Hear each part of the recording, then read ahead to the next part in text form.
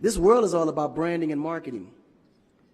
The #1 branders in the universe is the United States. They made United States seem like it's the best place in the world to be. It's the land of the free, home of the brave. I go there to find and chase my dreams. We have to be able to tell our own stories. Directors, filmmakers, entertainers, it's going to be clearly, and the press, it's going to be your job to redefine how people think about Africa.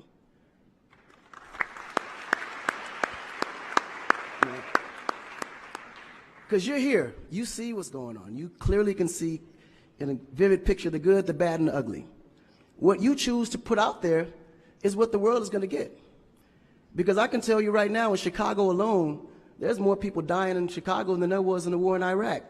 But you would never see that. There's a lot of things that's happening in the U.S. that you would never see because they choose to show you what they want you to see for. Yeah. It's about country integrity. You have a certain reputation you have to keep. No one puts their family business out into the street. One of the problems we have in Africa is that when something happens, the press is quick to put out negative energy and quick to put out a negative story. And then that story goes on to internet, and other broadcasting systems take it and they post it. So when you look at places like Kenya, for instance, that I know of, maybe what, 2 terrorist attacks? But it was everywhere. So now people was afraid to go to Kenya because somebody shot up the mall. But then when you look online, there was over 25,000 attacks in the US, but you only knew about maybe 5 or 6. So we have to really rebrand. And then when you look at how the world perceives Africa, they're right. You know, you see zebras, lions, tigers, bears. Oh my. You get to the point where you think Africa's just a big jungle. The images that they're showing of Africa is historical images. This is way before civilization. This is when they were still, you know, battling with spears, like times of Shaka Zulu. No, I'm serious. But then when you look at the US, they're showing Superman, Batman, you know? Where is our Superman? Where is our, like, Shaka Zulu should be a superhero today. Really. So we have to tell our own stories. I mean, even Jesus is white. And you believe it. But it's okay, because how you were framed, if you taught something from the day you were born, and your mother taught you that, your father taught you that, it's real. You never look at your mom and your dad as liars. But their mother and father taught them the same thing, because that's the kind of history that's put out for them to believe. Our history books in the US is all white American history, culture that's been borrowed from other nations.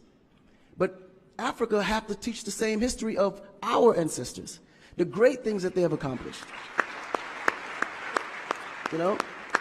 And it's going to be the jobs of directors like yourself, filmmakers like yourself, to narrate that story. How do we want to be perceived? How do we want that story to be narrated to the rest of the world? This younger generation, we kind of figured it out. Because now, when you look at hip-hop in America, every rapper is rich. Gold chains, Bentleys, nice girls by the pool with bathing suits in this big mansion. And then, when the video's over, they get on their phone and call an Uber. They don't even come in the Bentley that you just saw in the TV.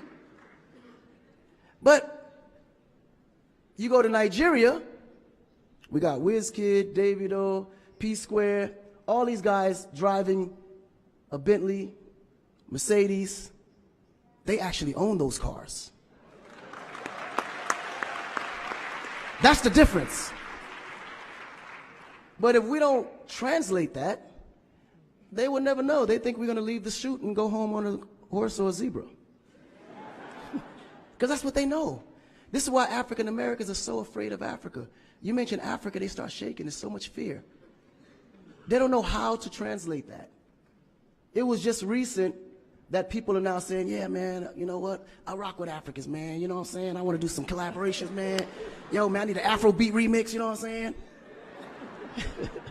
But before, they be like, man, I don't know that dude. I'm not putting him on my record. So the younger generation is slowly understanding how you have to rebrand the culture, because the culture has adapted. They've actually took everything that we've created and made it look better.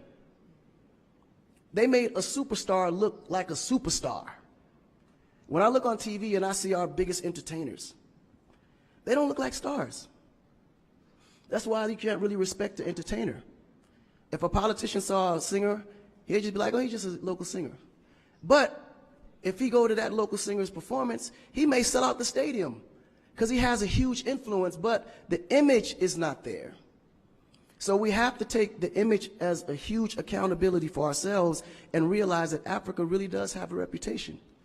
But if we allow our stories to be told, our stories will be told according to their agenda on what they need to be able to benefit from Africa. So we have to tell our story so we can be able to understand how we can utilize that story to benefit for our agenda. You know? So in closing, this job is for the entertainers, the filmmakers, the reporters, and anyone that creates content. We have to rebrand.